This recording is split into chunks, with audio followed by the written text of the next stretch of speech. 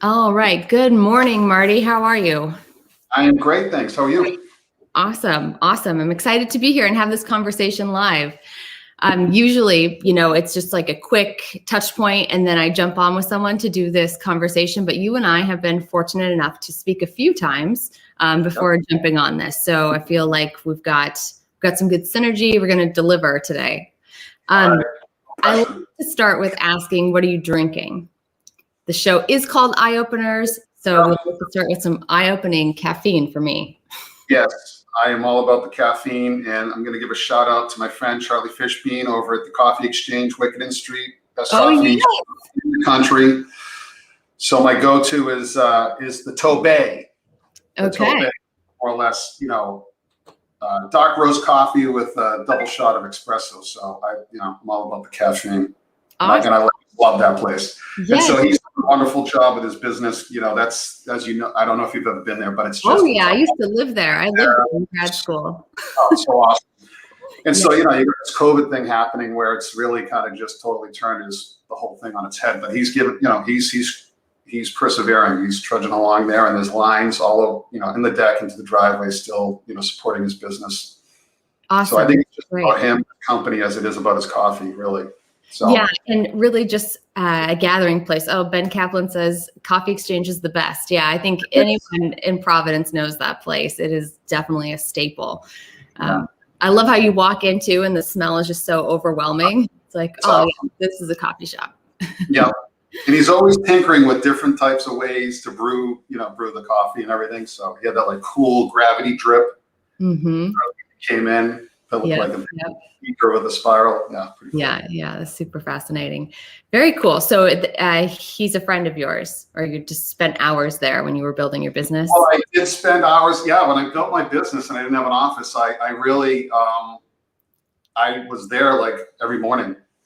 And it was funny. I kind of have a cool story with that is when I first started out, there was an opportunity to become a prime vendor for the state of Rhode Island. And, of course, it's just reams and reams of paper and content you had to develop. And I needed to get out of the house because at the time I had 3 small children in there, and we were talking about that, how they just want your attention when they see you. Yep. And I really needed to super focus on that. So I went to the Coffee Exchange and wrote the entire response to the RFP at the Coffee Exchange. And we've been a vendor for the state of Rhode Island for, almost 12 years now. Wow, that's great. Yeah. All right. Yeah. Good morning to you, Cameron. She's also joining us. I'm sure she's got a nice cup of coffee with her. I'm drinking Bolt coffee this morning. Have you ever had it? Love those guys. Brian was in my cohort for the Goldman Sachs 10,000 Small Business. I didn't know you did that program. Yeah. Yeah, I was an advisor for them, but I took some time off when I had my baby. Really fantastic program. They do a wonderful job. When did you do that? I said, what year did you go through that? Oh, goodness. I think it was 2018, maybe. Yeah, that makes sense. Yeah, 2018. Very cool. Yeah, Kareem, they run a great show over there. Fantastic. Karina's wonderful. Yeah, Kareem's down south now. Yeah. He's the Inspirer or something. He has some sort of moniker. Yes.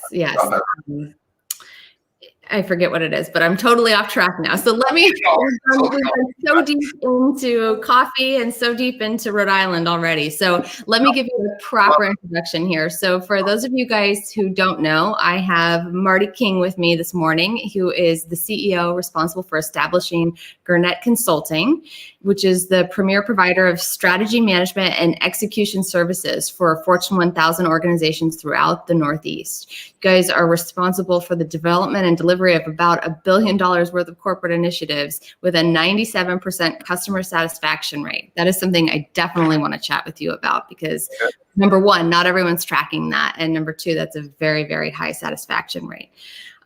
So, and you guys have had really incredible year-over-year growth. There is a whole page here that I am not going to be able to read, but one thing that is also really caught my attention about you is that you're not just all in this CEO thing, that you also have a very full life and you have hobbies, and you seem to have this work-life balance thing pretty well honed in, as far as whatever, however it meets your needs. So I definitely want to spend time talking about that too, because I feel like right now that is something that people are struggling with.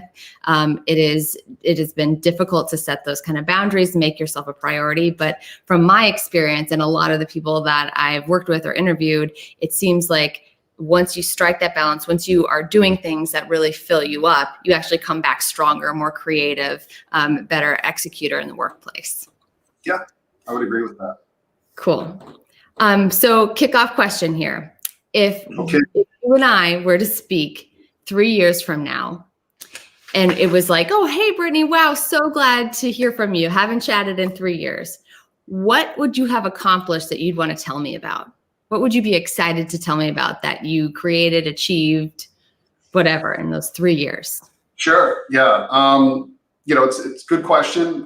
It's something that we're now more than ever, evaluating and innovating within our organization and for our clients. So it's not only for our clients, but it's also for our company.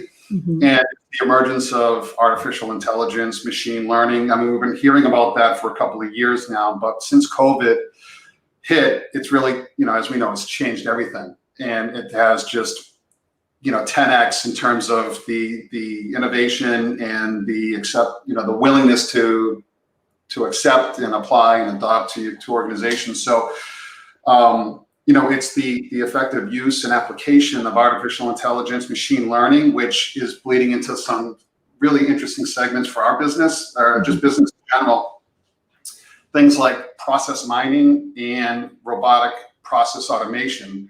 So I think you and I talked about this probably a month or two ago, that I came across an article and it said the robots are coming for Ken in accounting. Yes. Right, which was kind of like just grabbed me right away, because I always, I was thinking the robots are coming for key aspects and segments of the professional services industry, mm-hmm. and in particular to what we do, which is strategy, execution management, project program management, and really innovating and changing the way work gets done for our clients. So this stuff is really, really rapidly being developed, tested, and proven and refined, as we speak. So as they say, necessity is the mother of invention. When I started the organization back in 2008, we're going through another generational change, right, with the global meltdown of the economic system. Right. And that you saw within 3 years, the advent of SMAC, social, mobile, and cloud, right? They call it SMAC, kind of pithy, but it was that, right? It's like who can grab onto that, who can apply that to business, and whoever did that in the most effective manner wound up winning, right? So you think about it, Twitter, Facebook, LinkedIn, even Google and Amazon, they were all just really coming into their own during that time, right? Like 2007, 2008, and just warp speed, since then. So here we are again with this pandemic, and there's a lot of interesting things happening in the marketplace right now. So for me, long answer longer is, it's fundamentally changing our organization and how strategy management execution is delivered using artificial intelligence, machine learning. Mm-hmm. Are you noticing, or because this was like a future-based question, you feel that what you're noticing now and what you feel the trend is that the initiatives you're going to be asked to manage are going to be more about AI, or you're thinking about AI also within your organization, and how would you use it within Gurnett? Yeah, so like right now, for instance, we have applied some artificial intelligence tools to our toolkit, and it's how we run our organization now in some of our engagements.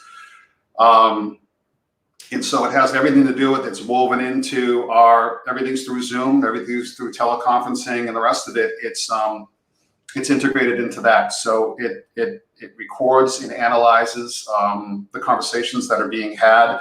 We configure it to look for certain things. So if we're, for instance, helping an organization with agile transformation, adopting and applying agile management methodologies, there's a lot there, right? It's not only methodology, but it's organizational change. It's all kinds of interesting stuff that's happening.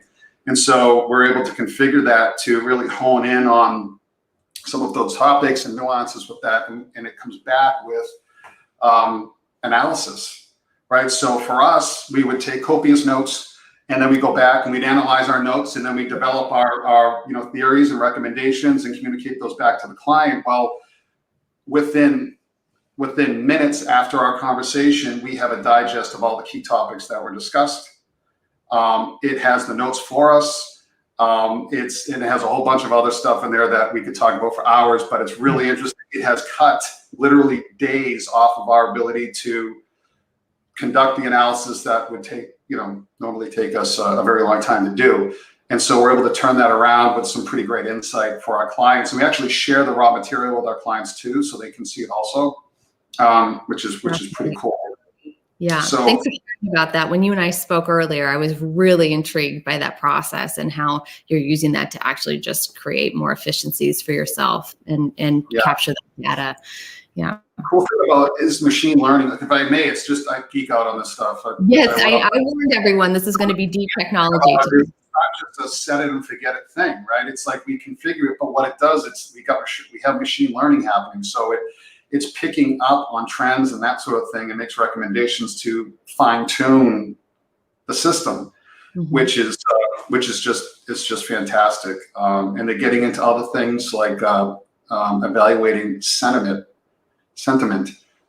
So if you can imagine, if you have this running across the entire organization, they're able to analyze, the sentiment within the organization, whether it's high or low or whatever, depending on the initiative that you're embarking upon, which is, one would say that's pretty creepy, but it's the future and that's the way it's going, right? It's coming. They're coming for Ken. They're coming for all of us, right? It's either you can fight it, but I don't know if you're going to win that battle. Yeah, that's really interesting that you feel like it's being able to measure sentiment, which some people feel like now we're getting into that space of like, is this something I want measured, or how accurately is this being reflected? One thing that I run up into when you bring up this idea of AI in the future, of what it's going to do to the workplace, I wonder if they are coming for Ken in accounting, what does that mean about how work is going to change? I think we've been talking about this so long for more like blue collar type work, more manual type work, and we all see that happening. But now when you talk about this happening in professional services and more intellectual type work, what does that mean for people, and what is the job landscape going to look like? How are we going to create that kind of collegial community and that purpose that we do derive from work? Right. Well, I think it's just the evolution of things, right? You talk about the Industrial Revolution. That was founded in Pawtucket, by the way, Pawtucket, Rhode Island. Later, shout out. Rhode Island. You talk about that, right? I mean, that was almost process automation when you think about it too. It wasn't robots, it was machines. Right? Or maybe they did call them robots back then. Who knows? But it's just the same thing. It's the evolution of and progress that's being made within industry and within business. So it behooves you to understand the trends that are happening within your industry, and in particular to your craft and your specialty. If you're complacent and you stay stagnant, there's going to become a time, like any other product or service, over the course of time, it becomes a commodity and it becomes less valuable over time, right? And eventually something better comes along. So it's, some people might not like to think about that about human beings and maybe even themselves, but that's the truth. And you have to commit to a life of continuous improvement and continuous learning. I understand that. So I was thinking about this morning. I had a feeling you were going to ask that question of like, what's the impact? So I feel like, to get ahead of it right away immediately is, learn everything you can about this, become an expert on it, because you know your business better than anybody, right? So if you can come to the table with a solution for your organization to do things better, faster, cheaper, because that's the name of the game these days, you're ahead of the curve and you can become a subject matter expert and apply the knowledge that you have to something new. The other thing I think at a macro level is it's going to take some of the more routine activities. We call them white collar, but white collar is processing spreadsheets and doing the analysis and pivot tables and the rest of it, right? And trying to glean insight that you've been gleaning the same insight for maybe 5 years now. Well, if that's being automated by the bots, I think it's affording you the opportunity to spend more time on yourself, to explore where your interests are, maybe tap into that creative side that you have, and be more creative and creative, something that I don't think they'll ever be able to, automate. Famous last words, but I think right. on the street might have a different idea about that, but at least for the next 20 years or so, I think that's it. I think creativity, innovation, ingenuity will rule the day, and you have to commit yourself to that. Right. Good point. David Foster commented that maybe the collar colors are starting to actually bleed, and noting that you have a blue collar on today. So within that conversation we're just having, what do you feel is the greatest opportunity right now in that in these developments for Gurnett, right? You just commented on that a bit, but is there a specific initiative, or is there a specific thing you're after to build out for you guys to have that edge? Yeah, I think, being a privately held organization, boutique, small in nature, committed to innovation and continuous improvement. I mean, that's who we are, and we're fortunate. We're fortunate to have those characteristics. It affords us to try a lot of different things very quickly, see what works, see what doesn't, and then share that, and then monetize that. Right? Share that. It's for our business, and then we can share that with our clients. And whether you're a small boutique consulting firm here in the Boston and Providence markets, or Fortune 1000, we're all dealing with the same stuff. I have a global 250 we're talking about robotic process automation with them, right? And I think it's the nature of this call here is like business is business, no matter what, no matter how large or small it is. There's some key impediments that run through all of it. That's right. That's exactly the nature of this show and having. I think the whole tide fail fast thing. We do that a lot here, to the chagrin of some of my employees and staff. So yeah. So what I hear is you guys will maybe take this on in your own organization first and try it out, and then that's something that you offer to your clients. So that's a really cool strategy that I don't think everyone is looking at and using. Yeah, I mean, we'll run it in parallel. We do our R&D and our research, and then where it applies to our business, we'll do that. We do have some labs that we do try certain things. If there's a particular client that we think where it's applicable, we'll go ahead and invest that R&D and then come back to them with some insight. I'm solicited. So what do you think? Oh, sorry. I'm sorry. So what do you think are the key skills or strategy that got you to where you are today in your business, right? Think about, I'm sure there's been several, iterations or phases in the past 12 or 13 years. But what would you identify as maybe like the top 3 things that got you to where you are today? Well, I'd say first and foremost, it's vision. You have to have a vision of what you want to create, where you want to go.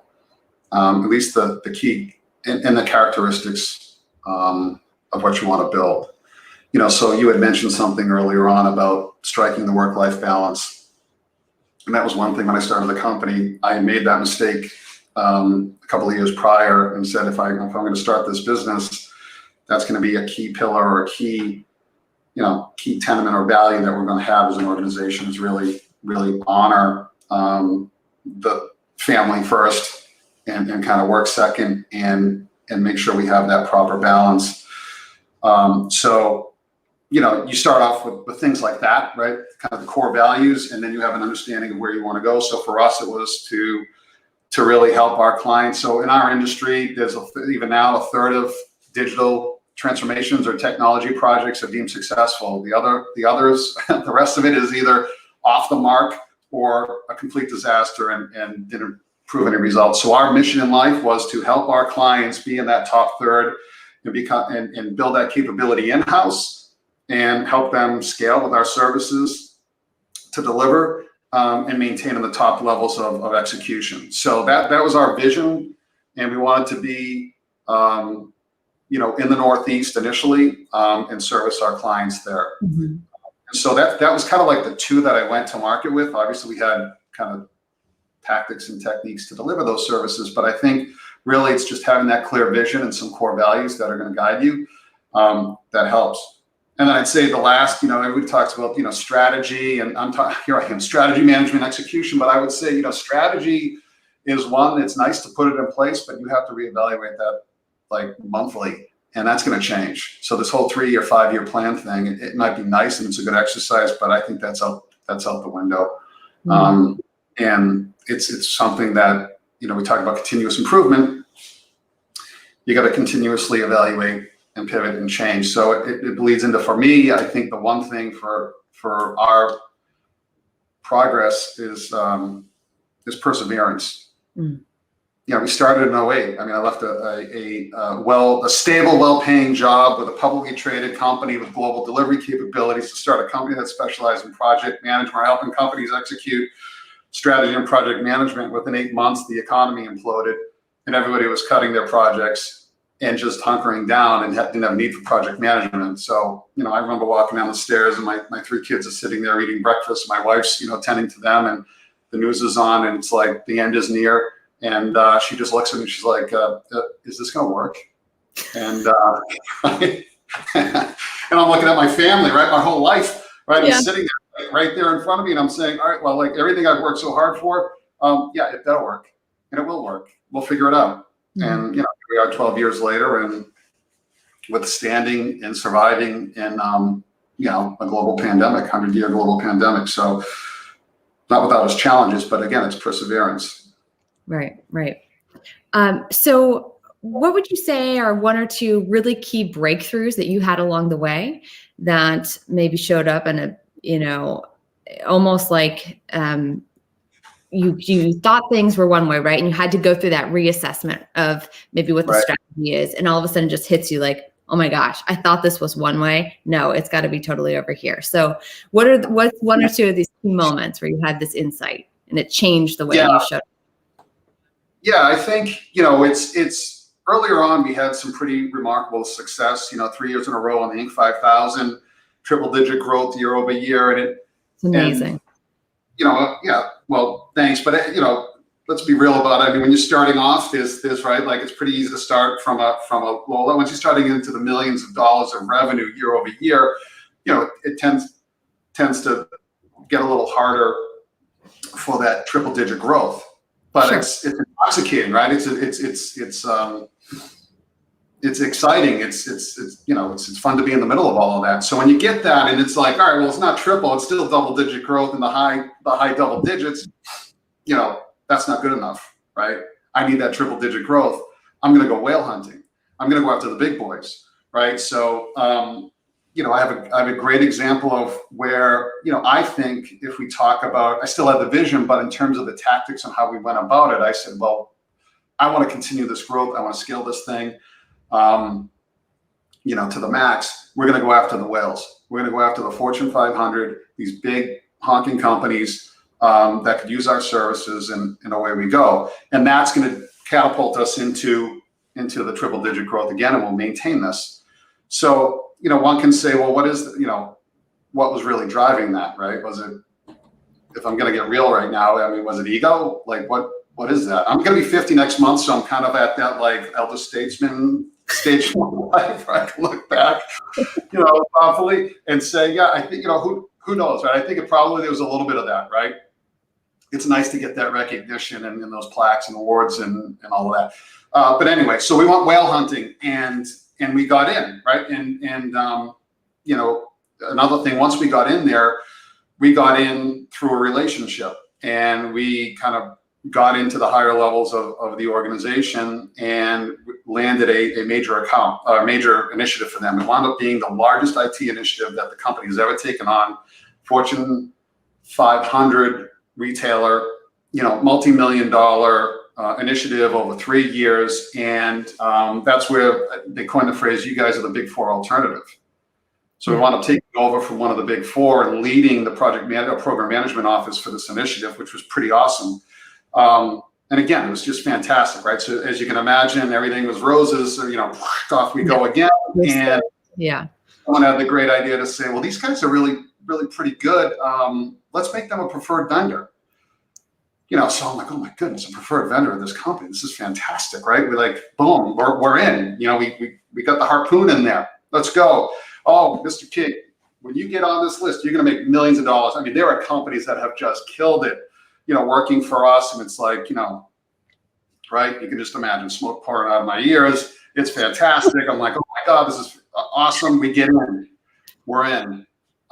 They put us through the ringer. Once we got into the machinery of that procurement organization and the rest of it,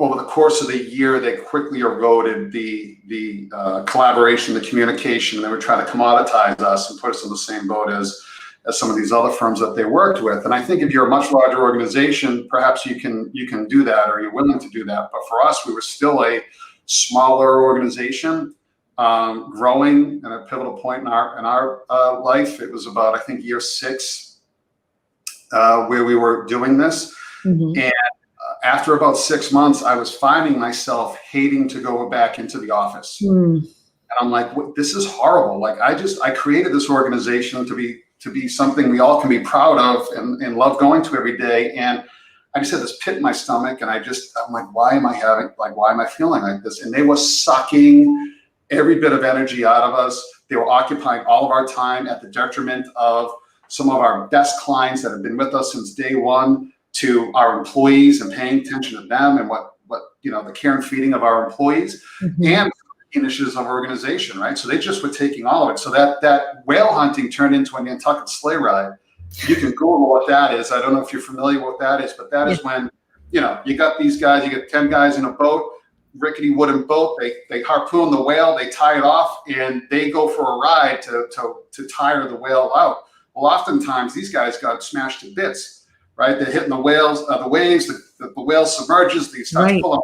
Right? Really, this whale was pulling us under, and I'm like, we got to get out of here. Let's cut that line. We got to get back to the mothership or the main ship, right?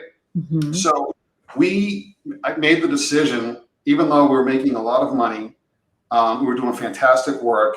We picked a logical and fair point to peel out of the account. So we communicated to the client that after certain milestone phases, deliverables, that we were going to finish this out and not look for additional work, and that's what we wound up doing. And once I made that decision, I loved going back into the office. I felt good. There was a pep in the step, but our growth just skyrocketed. And our employees, actually had some employees come back to us and say, you know what, we're really happy you did that, because we weren't feeling it either. So I guess the net is like, be careful what you wish for, and stay true to who you are, because we were quickly losing who we were within a year. And then within a quarter, once we got rid of that, within a quarter, we were flying high again. So there's a lesson in there. I just took a lot of time to talk about that, but no, it's an awesome story. It's exactly what I thought. Yeah, be careful in the Nantucket sleigh ride and whale hunting. Stay true to who you are.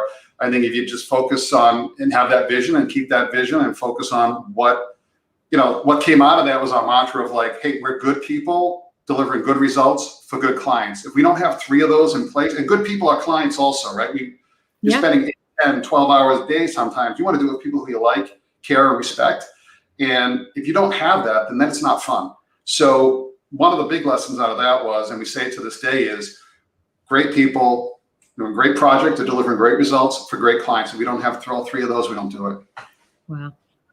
Yeah, that must have been incredibly difficult to make that decision as a leader, that like, okay, we got this whale, but it's not what we thought it was going to be. And I can't continue to like, go ahead with this at the expense of my happiness, my employees' happiness, and ultimately our organization. So yeah, those key decisions are what really start to create the the values, or really those are the lived values of your organization. Those are the opportunities where you can have these things on a sheet of paper and put them in like the coffee room, but these are the opportunities where you really get to act on that, and it does shape your organization. And it clearly spoke to your employees. They got the messaging when you made that decision, that it was really in support of them in advocating for you guys. Yeah, it's funny, as we're talking about it, I remember the conversations I had, and I had to go back to our employees and say, hey, listen, guys, everybody, guys and gals, this is what we're doing. So, buckle the chin strap. It's going to be hard over the next quarter or so. I thought it was going to take about a half a year, 2 quarters to kind of bounce back from this mistake. And it was less than a quarter. But the cool thing is everybody was like, Mark, like whatever you need, we're going to do it. Like, we totally understand, we're in it. And within a quarter, we were back to, in excess of where we were dealing with these organization. Right. It just really shows you, like, stick to what stick to like that, who your ideal client is, the best, the way that you were assessing who to do projects with and what type of projects. And I think it's so sexy to say that you work with this, or that you're a preferred vendor for this big organization or whatever. And I think so many people are striving for that, and they're missing all these amazing opportunities to work for companies that just aren't there yet, which can be actually a really good thing.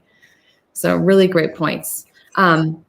So in the same vein of these next few years, what is the number one behavior that you think got you to where you are today, but might hold you back from where you're going? Right. So this is pulling on those inflection points that happen throughout the development of an organization. Yeah, sure. I would say, I had mentioned it earlier about I drive my team crazy with my ideas and the latest and greatest, technology. So I would say the challenge for me has been, and the lesson learned throughout this whole thing is, you want to fail fast, but you also want to really kind of reduce the scope of what you're taking on, or pick out a few, prioritize that backlog, and take the few that are really important and going to make a difference for your organization. Because if you start just tinkering with maybe a half a dozen things all at the same time, there's no possible way that you can give it the time and energy you need to really make a proper assessment and application and difference within your organization. So, the old saying of like, hey, I found myself doing a lot of things okay, nothing really exceptional and really making a difference within the time frame I really wanted to. So for me, I constantly have to check myself with that to say, all right, listen, you have all of these great ideas and great things that you want to do. What's the priority given the capability and capacity right now for you and your team? Right. And then if some of that can't wait, then you go out and you outsource and you partner and you do the rest of it. But I think that's a great thing, because you're always, like I said, continuously learning and trying different things. But at the same token, you got to take somewhat of a disciplined approach to that, because you can get off track pretty easy. Right. Good. So how can people find you if they want to engage with you or hire you, or where do people find you? Yeah, sure. So it's gurnet.com, GURNET.com is our company website. My email address, I put in my little Nice. name tag there. You can reach me with my email, mking@gurnet.com. Feel free to reach out. I'm more than happy to share and chat. Awesome. And there's some great questions here that we didn't have time to get to. So thanks, guys, with your patience. Maybe Marty can pop in afterwards and look at them. So this has just been a really, really thoughtful conversation. I appreciate your vulnerability, your honest sharing, right, about the things you've been through. And I know that people got a lot of value from it. So thanks again for joining us today. And we would look forward to engaging with you further online. No, all right. That'll be great. And if there's a lot of questions, let's try to find a way to get some answers. Yeah, totally. So feel free to, guys, just keep throwing stuff on there, and I'll make sure that Marty gets to it. So thanks again. You stay on with me for a second, okay? And I will see the rest of you guys for another Eye Openers next week.